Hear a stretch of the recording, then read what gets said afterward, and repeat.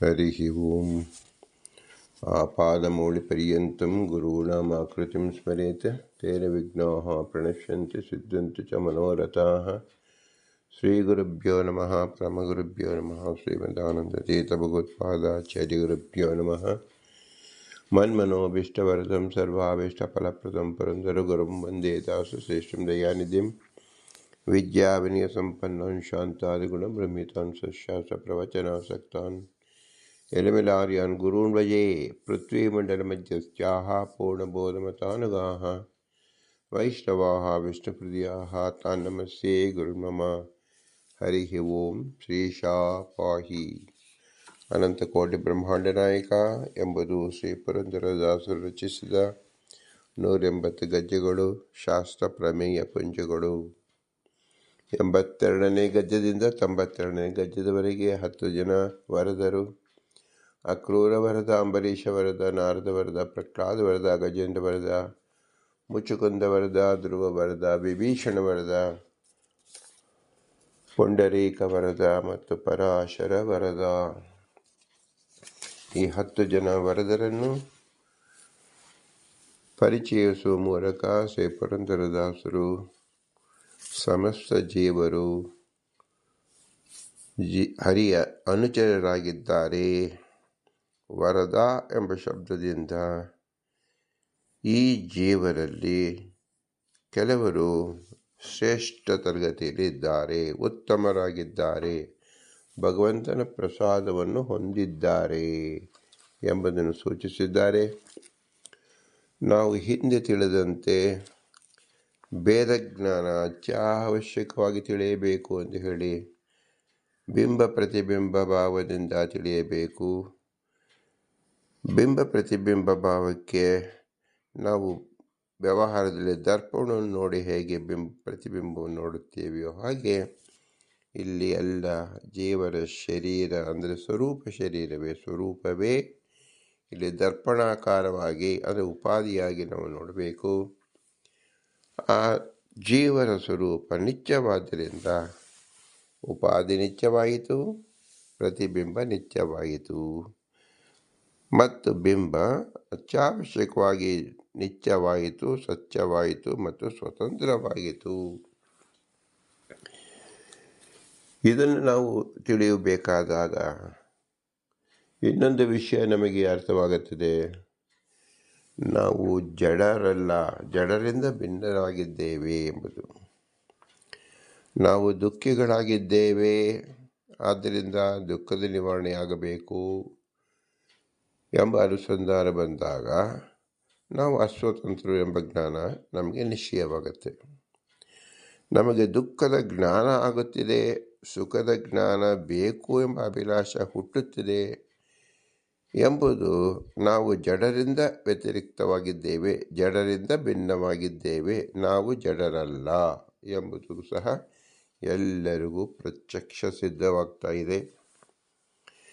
ಆದ್ದರಿಂದ ಯಾರು ಸರ್ವತಂತ್ರ ಸ್ವತಂತ್ರವಾದ ಭಗವಂತನ ಗುಣಪೂರ್ಣನಾದ ಲಕ್ಷಣಗಳು ಇಲ್ಲವೋ, ಕೇವಲ ಜಡದಂತೆ ಸುಖ ದುಃಖದ ಪರಿಣಾಮವೇ ಇಲ್ಲವೇ ಇರತಕ್ಕಂಥ ಜಡವೂ ಅಲ್ಲವೇ ಇರತಕ್ಕಂಥದ್ದು, ಮಧ್ಯದಲ್ಲಿರತಕ್ಕಂಥದ್ದು ಯಾವುದು? ಜೀವ. ಆದ್ದರಿಂದ ಲೋಕದಲ್ಲಿ ನಾವು ನೋಡಬೇಕಾಗಿರೋದು ಕೇವಲ 3 ಪದಾರ್ಥಗಳನ್ನು, 3 ವಿಷಯಗಳನ್ನು. ಒಂದು ಭಗವಂತ, ಇನ್ನೊಂದು ಜೀವ, ಮತ್ತೊಂದು ಜಡ. ಈ ಜಡದಲ್ಲಿ ಜ್ಞಾನವೇ ಇಲ್ಲವಾದ್ದರಿಂದ ನಾವು ಏನನ್ನು ಹೇಳಲು ಸಾಧ್ಯವಿಲ್ಲ, ಅದು ಕೇಳೋಕ್ಕೆ ಯೋಗ್ಯತೆಯೂ ಇಲ್ಲ. ಇನ್ನು ಪರಮಪುರುಷನಾದ ಭಗವಂತನಿಗೆ ಹೇಳತಕ್ಕಂಥದ್ದು ಇಲ್ಲ, ಕೇಳತಕ್ಕಂಥದ್ದು ಇಲ್ಲ, ಏಕೆ ನಾನು ಪರಿಪೂರ್ಣನಾಗಿದ್ದಾನೆ. ಜೀವರು ಮಾತ್ರ ದುಃಖಿಗಳಾಗಿದ್ದೇವೆ. ಅದಕ್ಕಾಮಿತ ಸರ್ವೇ ಜೀವ ಏವತು ದುಃಖಿನಃ ತೇಷಾಂ ದುಃಖ ಪ್ರಹರಣಾರ್ಥಂ ಶ್ರುತಿರೇಷ ಪ್ರವರ್ತತೆ ಎಂಬುದು ಶ್ರುತಿಯಲ್ಲಿ ಸ್ಪಷ್ಟವಾಗಿ ಹೇಳಿದ್ದಾರೆ. ಭಗವಂತ ನಿರ್ದುಃಖ ಪೂರ್ಣಾನಂದ, ಜಡವು ನಿರ್ದುಃಖವಾಗಿದೆ, ದುಃಖದ ಅನುಭವವೇ ಇಲ್ಲ. ಆದ್ದರಿಂದ ದುಃಖ ಇರುವುದು ಕೇವಲ ಜೀವನಲ್ಲಿ. ಆ ದುಃಖದ ಪರಿಹಾರಕ್ಕೋಸ್ಕರವಾಗಿ ಆಗಮವು ಹೊರಟಿದೆ. ಆಗಮಾನುಸಾರವಾಗಿ ಜೀವರು ಸಾಧನೆಯನ್ನು ಮಾಡಿಕೊಳ್ಳಬೇಕು. ಏನು ಸಾಧನೆ ಅಂತ ಕೇಳಿದಾಗ, ವಿಷ್ಣುರಿಗೆ ದಾತ ಮೋಕ್ಷಸ್ಯ ವಾಯುಷ್ಯ ತದಾಜ್ಞೆಯ ಮೋಕ್ಷೋ ಜ್ಞಾನಂ ಚ ಕ್ರಮಶೋ ಮುಕ್ತಿಗೋ ಭೋಗ ಏವ ಚ ಉತ್ತರೇಶಂ ಪ್ರಸಾದೇನ ನೀಚಾನಾಂ ನಾಣ್ಯತಾ ಭವೇತ್. ಮೋಕ್ಷಸ್ಯ ಮೋಕ್ಷಕ್ಕೆ ವಿಷ್ಣು ಹಿ ದಾತ, ವಿಷ್ಣುವೇ ದಾತನಾಗಿದ್ದಾನೆ. ವಾಯುಶ್ಚ ವಾಯು ಕೂಡ ತದನಗ್ನೆಯ ವಿಷ್ಣುವಿನ ಆಜ್ಞೆಯಿಂದ ದಾತನಾಗಿದ್ದಾನೆ, ಕೊಡತಕ್ಕಂಥವನಾಗಿದ್ದಾನೆ. ನೀಚಾನಾಂ ಜ್ಞಾನ ಮೋಕ್ಷಸ್ಥ ಮುಕ್ತಿಗೋ ಭೋಗ ಏವ ಚ, ಅದವರೆಗೆ ಜ್ಞಾನ ಮೋಕ್ಷ ಮತ್ತು ಮೋಕ್ಷದಲ್ಲಿ ಭೋಗ ಇವುಗಳು ಕ್ರಮವಾಗಿ ಉತ್ತರೇಶಂ ಪ್ರಸಾದೇನ ಭವೇತ್, ನಮಗಿಂತಲೂ ಉತ್ತಮರಾದ ವರ ಅನುಗ್ರಹದಿಂದಲೇ ಆಗುವುದು. ನಾಣ್ಯತಾ ಬೇರೆ ಯಾವ ಸಾಧನದಿಂದ ಆಗಲಾರದು. ಇದರ ತಾತ್ಪರ್ಯ ಸ್ಪಷ್ಟವಾಗಿದೆ. ವಾಯುದೇವರು ಮಾತ್ರವಲ್ಲದೆ ಲಕ್ಷ್ಮೀದೇವಿಯು ಭಗವದಾಜ್ಞೆಯಿಂದ ಮೋಕ್ಷವನ್ನು ದಯಪಾಲಿಸಬಲ್ಲರು ಅಂತ ನಾವು ಗ್ರಹಿಸಬೇಕು. ಇದು ತಿಳಿಯೋಕ್ಕೋಸ್ಕರವಾಗಿ ನಾವು ತಾರತಮ್ಯದವನ್ನು ಪರಿಚಯ ಮಾಡಿಕೊಡ್ತಾ ಇದ್ದೇವೆ.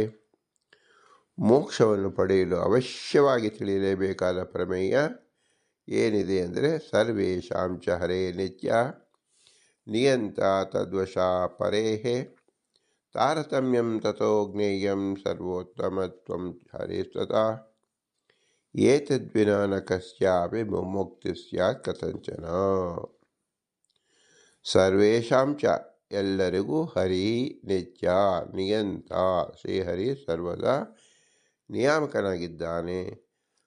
ಪರೇಹೇ ತದ್ವಶಾಹ ಇತರರವರಿಗೆ ಅಧೀನರಾಗಿದ್ದಾರೆ. ತತಃ ಆ ಮೋಕ್ಷಕ್ಕಾಗಿ ತಾರತಮ್ಯ ಜ್ಞೇಯಂ ತಾರತಮ್ಯವನ್ನು ತಿಳಿಯತಕ್ಕದ್ದು. ತಥಾ ಹರೇಹೇ ಸರ್ವೋಚ್ಚತ್ವಂ ಜ್ಞೇಯಂ, ಹಾಗೆಯೇ ಶ್ರೀಹರಿಯ ಸರ್ವೋತ್ತಮತ್ವವನ್ನು ತಿಳಿಯಬೇಕು. ಏತದ್ವಿನ ಈ ಜ್ಞಾನ ಇಲ್ಲದೆ ಕಸ್ಯಾಪಿ ಕಥಂಚನ ಯಾರಿಗೂ ಯಾವ ರೀತಿಯಿಂದಲೂ ನ ವಿಮುಕ್ತಿ ಸ್ಯಾತ್ ನ ಮೋಕ್ಷವಾಗಲಾರದು ಎಂಬುದು ಸ್ಪಷ್ಟವಾಗಿ ಶ್ರೀಮದಾನಂದ ತೀರ್ಥರು ಮಹಾಭಾರತ ತಾತ್ಪರ್ಯದಲ್ಲಿ ತಿಳಿಸಿಕೊಟ್ಟಿದ್ದಾರೆ. ಪಂಚಭೇದಾಶ್ಚ ವಿಜ್ಞಾಯ ವಿಷ್ಣೋ ಸ್ವಭೇದ ಏವ ಚ ನಿರ್ದೋಷತ್ವಂ ಗುಣೋದ್ರೇಕ್ತಂ ಜ್ಞಾತ್ವಾ ಮುಕ್ತಿ ನ ಚಾನ್ಯತಾ. ಭಗವಂತನ ಜ್ಞಾನ ಹೇಗೆ ತಿಳಿಯಬೇಕು ಅಂದರೆ, ಪಂಚಭೇದಾಶ್ಚ ವಿಜ್ಞಾಯ, ಪಂಚಭೇದವನ್ನು ತಿಳಿದು ವಿಷ್ಣೋ ಸ್ವ ಅಭೇದಂ ನಿರ್ದೋಷತ್ವಂ ಗುಣೋದ್ರೇಕಂ ಚ ಜ್ಞಾತ್ವಾ, ವಿಷ್ಣುವಿಗೆ ತನ್ನ ಅವಯವ ಗುಣ ಕ್ರಿಯೆಗಳಿಂದ ಅಭೇದವಿದೆ, ದೋಷರಾಹಿತ್ಯವಿದೆ ಮತ್ತು ಪೂರ್ಣಗುಣತ್ವವಿದೆ ಎಂಬುದನ್ನು ತಿಳಿದು ಮುಕ್ತಿ ಮೋಕ್ಷವನ್ನು ಪಡೆಯಬಹುದು. ನಾಣ್ಯತಾ ಬೇರೆಯ ಸಾಧನಗಳಿಂದ ಮೋಕ್ಷ ದೊರೆಯಲಾರದು. ಈ ರೀತಿಯಾಗಿ ಹೇಳಿದ್ದರಿಂದ ಪಂಚಭೇದ ತಾರತಮ್ಯ ಎಂಬತಕ್ಕಂಥ ಅತ್ಯವಶ್ಯಕವಾಗಿ ತಿಳಿಯಲೇಬೇಕಾದ ವಿಷಯವಾಗಿರುವುದರಿಂದ ನಾವು ತಾರತಮ್ಯ ಪ್ರಸ್ತಾಪವನ್ನು ಮಾಡಿದ್ದೆವು.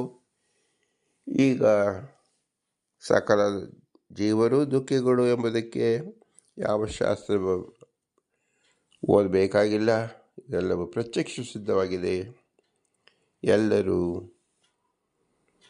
ಸುಖದ ಆಸೆಯಲ್ಲಿ ಇದ್ದೇವೆ, ಆದರೆ ನಮಗೆ ಬೇಕಾದ ಸುಖ ಕೈಗೂಡುತ್ತಿಲ್ಲ. ಉದಾಹರಣೆಗೆ, ಯಾರಿಗೂ ಸಾಯಲು ಇಷ್ಟವಿಲ್ಲ, ಆದರೆ ಯಾರೂ ಈ ಲೋಕದಲ್ಲಿ ನಿತ್ಯರಾಗಿ ಉಳಿದಿಲ್ಲ. ನಮ್ಮ ತಂದೆ ತಾತ ಮುತ್ತಾತ ಇವರೆಲ್ಲರೂ ಸಹ ಬದುಕಿ ಇದೇ ಆಸೆಯನ್ನು ತೋರಿಸಿದ್ದರು, ಆದರೆ ಇಂದು ಯಾರೂ ಉಳಿಯುವುದಿಲ್ಲ. ನಮ್ಮ ಸ್ಥಿತಿಯೂ ಅಷ್ಟೇ, ನಮ್ಮ ಮಕ್ಕಳ ಮರಿಮಕ್ಕಳ ಎಲ್ಲರ ಸ್ಥಿತಿಯೂ ಇದೆ. ಆದ್ದರಿಂದ ನಾವು ತಿಳಿಯಬೇಕಾದ ಏನು, ನಾವು ಈ ಲೋಕದಲ್ಲಿ ಶಾಶ್ವತವಾಗಿ ಉಳಿಯಬೇಕು ಎಂಬ ಭ್ರಮೆಯನ್ನು ಇಟ್ಟುಕೊಳ್ಳಬಾರದು. ಏಕೆಂದರೆ ಇದು ಕಷ್ಟ ಸಾಧ್ಯವಲ್ಲ, ಅಸಾಧ್ಯವಾದ ಮಾತು. ಇದನ್ನು ನಾವು ಪ್ರತಿದಿನ ಅನೇಕ ಜನರು ಸಾವನ್ನಪ್ಪುತ್ತಿರುವುದನ್ನು ಕಂಡು ನಾವು ಏನು ತಿಳ್ಕೊಳ್ಳಬೇಕು, ಈ ಜಗತ್ತಿನಲ್ಲಿ ಯಾರೂ ನಿತ್ಯರಾಗಿ ಉಳಿಯುವುದಿಲ್ಲ. ಇದನ್ನು ಶ್ರೀಮದಾನಂದ ತೀರ್ಥರು ಒಂದೇ ವಾಕ್ಯದಲ್ಲಿ ತಿಳಿಸಿದ್ದಾರೆ. ಅಬ್ರಹ್ಮಸ್ತಂಭ ಪರ್ಯಂತಂ ಅಸಾರಂ ಚ ಅನಿತ್ಯಕಂ ವಿಜ್ಞಾತ ಜಾತ ವೈರಾಗ್ಯಂ. ಬ್ರಹ್ಮಾಂಡದ ಒಳಗೆ ಬ್ರಹ್ಮದೇವರನ್ನು ಸೇರಿಸಿಕೊಂಡು ಒಂದು ತೃಣಪರ್ಯಂತವಾಗಿ ಒಂದು ಹುಲ್ಲುಗರಿಗೆಯಲ್ಲಿರ್ತಕ್ಕಂಥ ಸಕಲ ಜೀವರು ಸಹ ಈ ಬ್ರಹ್ಮಾಂಡವನ್ನು ಒಂದು ದಿನ ಬಿಟ್ಟು ಹೋಗಲೇಬೇಕು. ಯಾಕಂದರೆ ಬ್ರಹ್ಮನಿಗಾಗಲಿ ಎಲ್ಲ ಜೀವರಿಗೆ ಈ ಬ್ರಹ್ಮಾಂಡ ಎಂಬುದು ಅಸಾರವಾಗಿದೆ ಮತ್ತು ಅನಿತ್ಯವಾಗಿದೆ. ಇದು ಹೇಗೆ ಅಸಾರ ಮತ್ತು ಅನಿತ್ಯ ಎಂಬುದನ್ನು ತಿಳಿಯಬೇಕೆಂದರೆ ಪ್ರತಿಯೊಬ್ಬರು ಜೀವರಿಗೂ ಅವರ ಸ್ವರೂಪದಲ್ಲಿ ಅವರ ಯೋಗ್ಯತಾನುಸಾರವಾಗಿ ಪೂರ್ಣ ಸುಖ ಎಂಬುದಿದೆ. ಆ ಸುಖ ಎಂಬತಕ್ಕಂಥದ್ದು ಈ ಬ್ರಹ್ಮಾಂಡದೊಳಗೆ ನಾವು ಅನುಭವಿಸಲು ಸಾಧ್ಯವಿಲ್ಲ. ಮತ್ತು ಪೂರ್ಣ ಸುಖ ಎಂಬತಕ್ಕಂಥದ್ದು ನಿತ್ಯವಾದ ಲೋಕದ ಮೋಕ್ಷದಲ್ಲಿ ನಿತ್ಯವಾಗಿ ಅನುಭವಿಸಬಹುದು.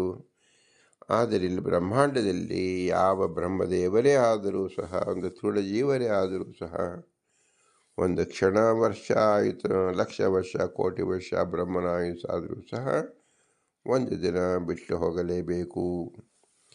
ಆದರೆ ಮೋಕ್ಷ ಎಂಬತಕ್ಕಂಥದ್ದು ನಿತ್ಯ ಲೋಕ. ಆದ್ದರಿಂದ ಇವೆಲ್ಲವನ್ನು ಅಸಾರ ಮತ್ತು ಅನಿತ್ಯ ಎಂಬುದನ್ನು ನಾವು ತಿಳಿಯಬೇಕು.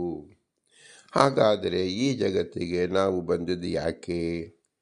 ನಾವು ಬಂದವರಲ್ಲ, ಭಗವಂತ ನಮ್ಮನ್ನು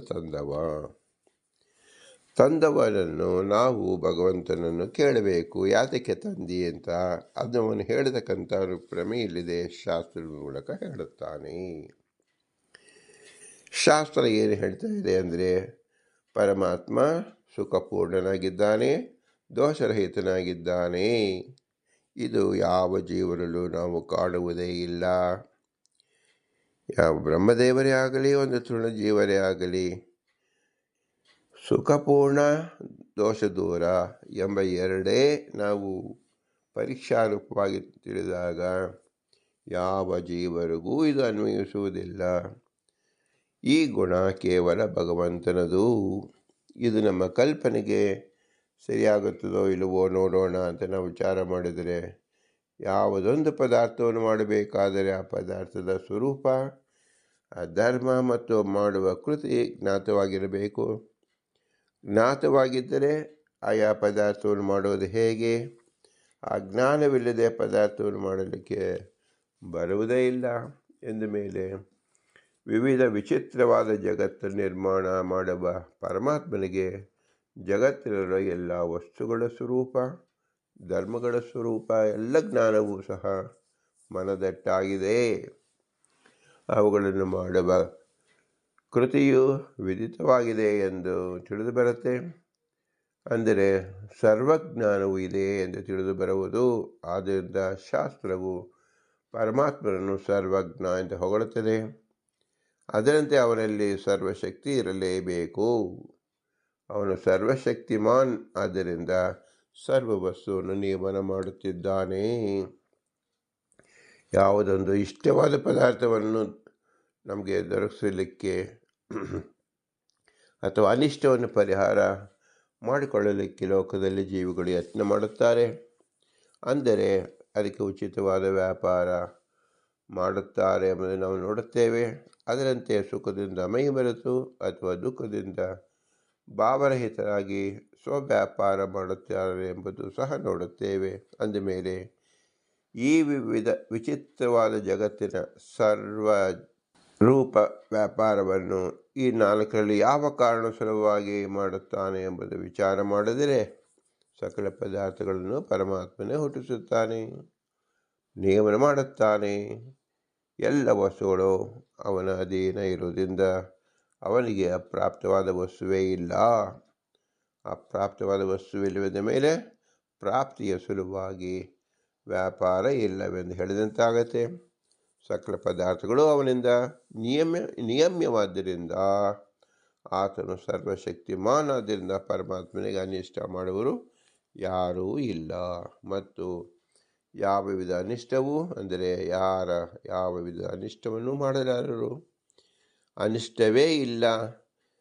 ಅನಿಷ್ಟ ಪರಿಹಾರ ಮಾಡಿಕೊಳ್ಳುವ ದಿವಸೆಯಿಂದ ವ್ಯಾಪಾರವೆಂದು ಹೇಳಲಿಕ್ಕೂ ಬರುವುದಿಲ್ಲ. ಪರಮಾತ್ಮನಿಗೆ ಅನಿಷ್ಟ ಮಾಡಲಿಕ್ಕೆ ಅಂತಹ ಸಾಮರ್ಥ್ಯವುಳ್ಳ ಜೀವಿಯೇ ಇಲ್ಲದರಿಂದ ಹಾಗೂ ಅವನು ಪೂರ್ಣ ಕಾಮನಾದ್ದರಿಂದ ಅವನಿಗೆ ದುಃಖವು ಯಾತರಿಂದ ಸಂಭವಿಸುವುದು ಅಂದರೆ ದುಃಖವು ಸಂಭವಿಸುವುದೇ ಇಲ್ಲ. ಅಂದಮೇಲೆ ದುಃಖದಿಂದ ಭಾವರಹಿತನಾಗಿ ವ್ಯಾಪಾರ ಮಾಡುತ್ತಾನೆಂದು ಹೇಳಲಿಕ್ಕಾಗದು. ಇನ್ನು ವ್ಯಾಪಾರ ಮಾಡಲಿಕ್ಕೆ ಕಾರಣೀಭೂತವಾದದ್ದು ಯಾವುದು? ಸುಖಪೂರ್ಣತ್ವ ಎಂಬುದೇ ಉಳಿದಿದೆ. ಆದ್ದರಿಂದಲೇ ಅವನು ಸೃಷ್ಟ್ಯಾಧಿಕಾರಿಗಳನ್ನು ವ್ಯಾಪಾರವನ್ನು ಮಾಡುತ್ತಾನೆ ಎಂದು ಹೇಳಲು ಉಕ್ತವಾಗಿದೆ. ಆದ್ದರಿಂದ ಪರಮಾತ್ಮ ಸುಖಪೂರ್ಣನಾಗಿದ್ದಾನೆ ಎಂದು ಒಪ್ಪಬೇಕು. ಶಾಸ್ತ್ರವಾದ ಅದೇ ರೀತಿಯಲ್ಲಿ ಹೇಳಿ ಜಗತ್ಸರ್ಜನಾದಿ ವ್ಯಾಪಾರಗಳು ಅವನ ಲೀಲೆ ಎಂದು ಹೇಳ್ತಾ ಇದೆ. ಎಲ್ಲ ಪದಾರ್ಥಗಳು ಪರಮಾತ್ಮನ ಅಧೀನ ಎಂದು ಹೇಳಿದ್ರಿಂದ ಅವೆಲ್ಲವೂ ಅಸ್ವತಂತ್ರ. ಪರಮಾತ್ಮನು ಯಾರ ಅಧೀನ ಇಲ್ಲವರಿಂದ ಅವನು ಸ್ವತಂತ್ರ ಎಂದು ಹೇಳಬೇಕಾಗಿಲ್ಲ. ಅಂದರೆ ತಿಳಿಯಲೇಬೇಕು ಪರಮಾತ್ಮನು ಸುಖಪೂರ್ಣನಾದ್ದರಿಂದ ಹಾಗೂ ವಸ್ತುಗಳು ಪರತಂತ್ರವಾದ್ದರಿಂದ ಪರಮಾತ್ಮನ ಹೊರತು ಉಳಿದ ಪ್ರಾಣಿಗಳೆಲ್ಲರೂ ದುಃಖ ಸ್ಪಷ್ಟರು ಎಂದು ಶಾಸ್ತ್ರದಲ್ಲಿ ಹೇಳಲ್ಪಡುತ್ತದೆ. ಈ ದುಃಖಗಳನ್ನು ಪರಿಹಾರ ಮಾಡೋದಕ್ಕೆ ಅಸಮರ್ಥರಾದ್ದರಿಂದ ಅನೇಕ ದುಃಖಗಳನ್ನು ಅವರು ಅನುಭವಿಸಬೇಕಾಗುತ್ತದೆ. ಪರಮಾತ್ಮನು ಸರ್ವಸಮರ್ಥನೆಂದು ಹೇಳಿದ್ದರಿಂದ ಪ್ರಾಣಿಗಳ ದುಃಖ ಪರಿಹಾರ ಮಾಡಲಿಕ್ಕೆ ಸಹ ಸಮರ್ಥನೆಂದು ಹೇಳಿದಂತೆ ಆಗತ್ತೆ. ಪರಮಾತ್ಮ ತನ್ನ ಇಚ್ಛೆಗೆ ಬಂದರೆ ಅನುಗ್ರಹ ಮಾಡಿ ಪ್ರಾಣಿಗಳ ದುಃಖ ಪರಿಹಾರ ಮಾಡುವನೆಂಬುದರಲ್ಲಿ ಏನೂ ಸಂಶಯವಿಲ್ಲ. ಆತನು ಪ್ರಸನ್ನದ ಮಾತ್ರ ಅವನ ಅನುಗ್ರಹ ಮಾಡುತ್ತಾನೆ. ಆದ್ದರಿಂದ ಪರಮಾತ್ಮನ ಅನುಗ್ರಹದಿಂದಲೇ ದುಃಖದ ಪರಿಹಾರ ಎಂಬುದನ್ನು ತಿಳಿಯಬೇಕು. ಲೋಕದಲ್ಲಿ ಯಾವಾಗಲೊಬ್ಬನು ಪರವಿಷಯಕನಾಗಿ ಅವರಲ್ಲಿಯ ಗುಣಗಳನ್ನು ತಿಳಿದುಕೊಂಡು ಅವರ ಸ್ತುತಿ ಮಾಡಿದರೆ ಅವರು ಪ್ರಸನ್ನರಾಗಿ ಸ್ತುತಿ ಮಾಡುವ ಮೇಲೆ ಅನುಗ್ರಹ ಮಾಡಿ ಅವನಿಗೆ ಬೇಡದ ಇಷ್ಟವನ್ನು ಪುಷ್ಕಳವಾಗಿ ಕೊಡುವುದು ನಾವು ನೋಡುತ್ತೇವೆ. ಇದು ನಿಸರ್ಗ ನಿಯಮ ಎಂದು ತಿಳಿಯಲು ಏನು ಬಾಧೆ ಕಂಡು ಬರುವುದಿಲ್ಲ. ಈ ನಿಸರ್ಗ ನಿಯಮ ಪರಮಾತ್ಮನ ನಿಯಮನದಿಂದಲೇ ನಡೆಯುತ್ತಿರುವುದರಿಂದ ಪರಮಾತ್ಮನಾದರೂ ಹಾಗೆ ನಡೆಯುತ್ತಾನೆಂದು ತಿಳಿದರೆ ತಪ್ಪಾಗಲಾರದು. ಈ ಪ್ರಕಾರ ದುಃಖವು ಯಾರಿಗೂ ಬೇಡವಾದ್ದರಿಂದ ದುಃಖವು ನಮಗೆ ಒದಗಬಾರದೆಂದು ಅಥವಾ ಬಂದ ದುಃಖ ಪರಿಹಾರವಾಗಬೇಕಾದರೆ ಪ್ರಾಣಿಗಳು ಪರಮಾತ್ಮನ ಅನುಗ್ರಹ ಸಂಪಾದಿಸಬೇಕು. ಇನ್ನು ಪರಮಾತ್ಮನ ಪ್ರಸಾದಕ್ಕಾಗಿ ಏನು ಮಾಡಬೇಕು ಅಂದರೆ ಅವನ ಶ್ರುತಿ ಅವಶ್ಯಕ. ಅನುಗ್ರಹ ಸಂಪಾದಿಸಬೇಕಾದರೆ ಅವನು ಪ್ರಸನ್ನಾಗಬೇಕು. ಪ್ರಸನ್ನೀಕರಿಸಿಕೊಳ್ಳೋದಕ್ಕೆ ಆತನ ಸ್ತೋತ್ರ ಮಾಡಬೇಕು. ಪರಮಾತ್ಮನ ಸ್ತೋತ್ರ ಮಾಡಬೇಕಾದರೆ ಆತನ ಗುಣಗಳ ಜ್ಞಾನವಾಗಬೇಕು. ಪರಮಾತ್ಮನ ಗುಣಪೂರ್ಣನಾಗಿದ್ದಾನೆ. ಪ್ರಾಣಿ ಮಾತ್ರರು ಅಲ್ಪಜ್ಞಾನ ಅಲ್ಪಶಕ್ತಿ ಉಳ್ಳವರಾದ್ದರಿಂದ ಮತ್ತು ಆಯುಷ್ಯವೂ ಪರಿಮಿತವಾದ್ದರಿಂದ ಪರಮಾತ್ಮನ ಸಕಲ ಗುಣಗಳ ಜ್ಞಾನ ಆಗುವುದು ಅಸಾಧ್ಯ. ನಮಗೆ ಸರ್ವತೋಮುಖ ದುಃಖವೇ ಆಗುತ್ತಿದೆ. ಅದು ಸುಖವೇ ಬೇಕಾಗಿರುವುದರಿಂದ ಸುಖವಿದ್ದವರಲ್ಲಿ ಬೇಡಿದರೆ ದೊರಕುವುದು. ಅಂದರೆ ಅನಂತ ಗುಣದವನು ಪರಮಾತ್ಮನಿದ್ದರೂ ಸುಖಪೂರ್ಣನೆಂದು ಆತನ ಸ್ತೋತ್ರ ಮಾಡಬೇಕೆಂದು ಹೇಳಿದಂತಾಗುತ್ತದೆ. ಅದರಂತೆ ನಮಗೆ ಇಷ್ಟವಾದ ಸಕಲ ವಸ್ತು ಕೊಡಬೇಕಾದರೆ ಸಕಲ ಸರ್ವಸ್ವಾಮಿ ಎಂದು ಸ್ತೋತ್ರ ಮಾಡಬೇಕು. ಇಂತಹ ಸಕಲ ಸ್ವಾಮಿತ್ವ ಸುಖಪೂರ್ಣತ್ವ ಪರಮಾತ್ಮನ ಹೊರತು ಅನ್ಯರಲ್ಲಿ ಇಲ್ಲ ಎಂಬ ಜ್ಞಾನವಾಗದ ವಿನ ಪರಮಾತ್ಮನನ್ನು ಬಿಟ್ಟು ಉಳಿದ ಜೀವರೆಲ್ಲರೂ ಯಾವುದೊಂದು ಭೌತಿಕ ಶರೀರ ಯುಕ್ತವಾಗಿರೋದ್ರಿಂದ ಅವರಲ್ಲಿ ಕೆಲವರನ್ನಲ್ಲಿ ನಾವು ನೋಡಬಹುದು. ಆದ್ದರಿಂದ ಅವರಲ್ಲಿಯ ಗುಣಗಳು ನಾವು ತಿಳಿಯಬಹುದು. ಈ ರೀತಿ ಪ್ರತಿಯೊಂದು ಜೀವನಲ್ಲಿಯೂ ಗುಣಗಳನ್ನು ಅರಿತು ಅವೆಲ್ಲವೂ ಪರಿಮಿತವಾದವು ಎಂದು ತಿಳಿದಿಂದ ಪರಮಾತ್ಮನ ಗುಣಪೂರ್ಣ ಎಂದು ತಿಳಿದು ಬರುವುದು. ಇದಕ್ಕೆ ತಾರತಮ್ಯ ಜ್ಞಾನ ಎಂದು ಶಾಸ್ತ್ರ ವ್ಯವಹಾರವಿದೆ. ನಮ್ಮಲ್ಲೇ ನಾವು ನೋಡಿಕೊಂಡಾಗ ನಮ್ಮ ನ್ಯೂನತೆಗಳಿದೆ. ಪರರಲ್ಲಿ ಈ ನ್ಯೂನತೆ ಇಲ್ಲದೇ ಇರಬಹುದು. ಈ ನ್ಯೂನತೆ ಒಬ್ಬರಲ್ಲಿ ಇದ್ದು ಇನ್ನೊಬ್ಬರು ಇಲ್ಲದೇ ಇರತಕ್ಕಂಥದ್ದೇ ತಾರತಮ್ಯ ಜ್ಞಾನ. ಹಾಗಾದರೆ ತಾರತಮ್ಯ ಅಂದರೆ ಏನು ಅಂದರೆ ಒಬ್ಬನಿಗಿಂತ ಇನ್ನೊಬ್ಬನು ಗುಣದಿಂದ ಹೆಚ್ಚು ಮತ್ತೊಬ್ಬನಿಂತ ಕಡಿಮೆ, ಈ ರೀತಿ ವಸ್ತುತಿಯ ಜ್ಞಾನವೇ ತಾರತಮ್ಯ ಜ್ಞಾನ. ಸಂಸ್ಕೃತ ಭಾಷೆಯಲ್ಲಿ ಹೆಚ್ಚು ಕಡಿಮೆಗೆ ತಾರತಮ್ಯ ಎಂದು ಹೆಸರು, ಹೆಚ್ಚು ಕಡಿಮೆ ಇರುವಿಕೆಗೆ ತಾರತಮ್ಯ ಎಂದು ಹೆಸರು. ಆದ್ದರಿಂದ ಪರಮಾತ್ಮನನ್ನು ಆರಂಭ ಮಾಡಿಕೊಂಡು ಆತನು ಗುಣಪೂರ್ಣನೆಂದು ಹೇಳಿ ಅವನಿಗಿಂತ ರಮಾ ಬ್ರಹ್ಮಾದಿಗಳು ಕಡಿಮೆ ಗುಣವುಳ್ಳವರು, ಅವರಿಗಿಂತ ಗರುಡಶೇಷರು ಕಡಿಮೆ ಅಂತಲೂ ಅವರಿಗಿಂತ ಇನ್ನು ಉಳಿದವರು ಕಡಿಮೆ ಎಂದು ಹೇಳುವುದೇ ತಾರತಮ್ಯ ಕಥನ. ಇದೇ ಮಾತು ವೃತ್ಕಮಲದಿಂದ ಹೇಳುವುದಾದರೆ ಉಳಿದವರಿಂದ ಗರುಡದೇವರು ಹೆಚ್ಚು, ಅವರಿಗಿಂತ ಬ್ರಹ್ಮದೇವರು ಹೆಚ್ಚು, ಅವರಿಗಿಂತ ರಮಾದೇವಿ ಹೆಚ್ಚು, ಎಲ್ಲರಿಗಿಂತ ಪರಮಾತ್ಮನು ಹೆಚ್ಚು ಗುಣವುಳ್ಳವನು, ಅವನಿಗಿಂತ ಹೆಚ್ಚು ಗುಣವುಳ್ಳವನು ಯಾರೂ ಇಲ್ಲವಾದ್ದರಿಂದ ಪರಮಾತ್ಮನೇ ಗುಣಪೂರ್ಣ ಅಂತ ಗೊತ್ತಾಗುವುದು. ಇದರಿಂದ ತಾರತಮ್ಯ ಅಂದರೆ ಏನು ಎಂಬುದನ್ನು ನಮಗೆ ವಿದಿತವಾಯಿತು ಎಂದು ನಾವು ತಿಳಿಯಬೇಕು. ತಾರತಮ್ಯ ವಿಷಯಕ್ಕೆ ವಿಷಯಾಧಿಕಾರಿ ಪ್ರಯೋಜನ ಸಂಬಂಧಿಗಳು ಯಾವುದು ಅಂದರೆ ಈ ತಾರತಮ್ಯ ಸಂಗ್ರಹ ಎಂಬ ವಿಷಯ ಮತ್ತು ಈ ತಾರತಮ್ಯದ ಜ್ಞಾನವಾಗದ ವಿನ ಪರಮಾತ್ಮನು ಗುಣಪೂರ್ಣೆಂದು ತಿಳಿಯುವುದಿಲ್ಲ. ಪರಮಾತ್ಮನ ಗುಣಪೂರ್ಣೆಂದು ತಿಳಿಯದ ವಿನ ಆತನ ಸ್ತುತಿ ಮಾಡುವುದು ಶಕ್ಯವಿಲ್ಲ. ಸ್ತುತಿ ಮಾಡದಿದ್ದರೆ ಪರಮಾತ್ಮನ ಪ್ರಸನ್ನವಾಗುವುದಿಲ್ಲ. ಪ್ರಸನ್ನನಾಗದಿದ್ದರೆ ಅನಿಷ್ಟವಾದ ನಮ್ಮ ದುಃಖ ಪರಿಹಾರವಾಗುವುದಿಲ್ಲ, ಹಾಗೂ ಇಷ್ಟ ಪ್ರಾಪ್ತಿಯೂ ಆಗುವುದಿಲ್ಲ. ಏಕೆಂದರೆ ಇವೆರಡು ಪರಮಾತ್ಮನಿಂದಲೇ ಆಗತಕ್ಕದ್ದು.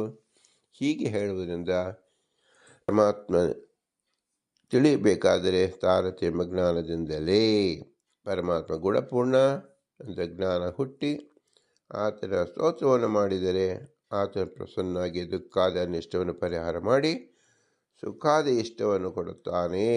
ಅನಿಷ್ಟ ಪರಿಹಾರ ಮತ್ತು ಇಷ್ಟ ಪ್ರಾಪ್ತಿಯ ಫಲ ಎಂದು ಹೇಳಿದಂತಾಗತ್ತೆ. ಇಂತಹ ಇಷ್ಟವನ್ನು ಇಚ್ಛಿಸುವರೇ ಅಧಿಕಾರಿಗಳು. ಸಕಲರೂ ಸುಖಮೇಮೇ ಸ್ಯಾತ್ ಎಂದು ಸುಖವನ್ನೇ ಬೇಡುತ್ತಾರೆ, ಆದರೆ ತಿಳಿಸಲು ಕಾರಣ ಕಾಣುವುದಿಲ್ಲ. ಈ ರೀತಿಯಾಗಿ ಈ ತಾರತಮ್ಯ ಜ್ಞಾನಕ್ಕೆ ಪ್ರಯೋಜಕವಾದ ವಿಷಯ, ಪ್ರಯೋಜನ, ಅಧಿಕಾರಿ ಸಂಬಂಧ, ಈ ಅನುಬಂಧ ಚತುಷ್ಟಯಗಳು ಈ ತಾರತಮ್ಯ ಎಂಬ ವಿಷಯಕ್ಕೆ ಇದೆ ಎಂಬುದನ್ನು ನಾವು ತಿಳಿಯಬೇಕು. ಒಂದೊಂದು ಕಕ್ಷೆಯಲ್ಲಿ ಸೇರಿದವರು ಬಹುತರವಾಗಿ ಸಮಾನರಿದ್ದಾರೆ. ಕೆಲವರು ಒಂದೇ ಕಕ್ಷೆಯಲ್ಲಿ ಸೇರಿದವರು ಹೆಚ್ಚು ಕಡಿಮೆ ಕಂಡುಬರುವುದು. ಈ ಹೆಚ್ಚು ಕಡಿಮೆ ಅತ್ಯಂತ ಅಲ್ಪವೆಂದರೆ ಒಂದು ಗುಣದಲ್ಲಿ 10 ಭಾಗದಲ್ಲಿ 1 ಭಾಗ, ಅದಕ್ಕಿಂತಲೂ ಕಡಿಮೆ. ಇದರಿಂದ ಕೆಲವರು ಉಪೇಕ್ಷೆ ಮಾಡಿ ಇಷ್ಟು ಅತ್ಯಂತ ಅಲ್ಪ ಹೆಚ್ಚು ಕಡಿಮೆ ಉಳ್ಳವರು ಕೆಲವರು ಒಂದು ಕಕ್ಷೆಯಲ್ಲಿ ಸೇರಿಸಲಾಗಿದೆ. ಕೆಲವರು ಬೇರೆ ಬೇರೆ ಕಕ್ಷೆ ಮಾಡಿ ಅವುಗಳನ್ನು ಸೇರಿಸಿದ್ದಾರೆ.